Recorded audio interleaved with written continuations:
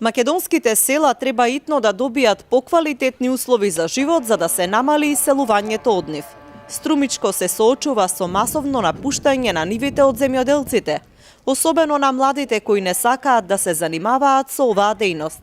Земјоделските здруженија велат дека државата мора да го крене стандардот на живот во селата, но и да финансира развој на земјоделието. Мора да ги утврдиме кои се нашите стратешки производи за кои што имаме најдобри услови за нивно производство и од кои ќе оствариме највисока додадена вредност.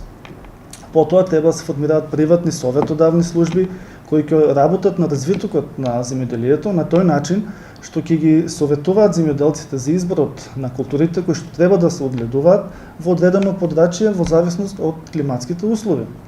Државата мора да обезбеди поволни, долгорочни кредити со минимални камати и со долг грејс временски период. Од Сдруженијето на тутунари Басмак велат дека најмладиот тутунопроизводител во регионот е 50 години.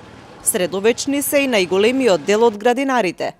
Назадните технологии, неинвентивноста се основни причини што младите не ја гледаат својата иднина во аграрот. Покрај секојдневните проблеми кои ги имаат за да производат што е можно поквалитетен производ, најголем предизвик за нив е зголемување на продуктивноста и пласманот на нивните производи за што повисоки цени.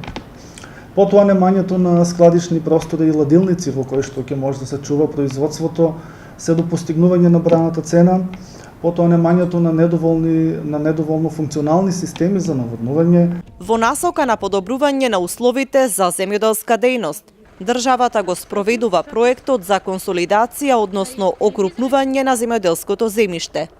Избрани се 12 области во државата каде треба да се консолидира земјиштето.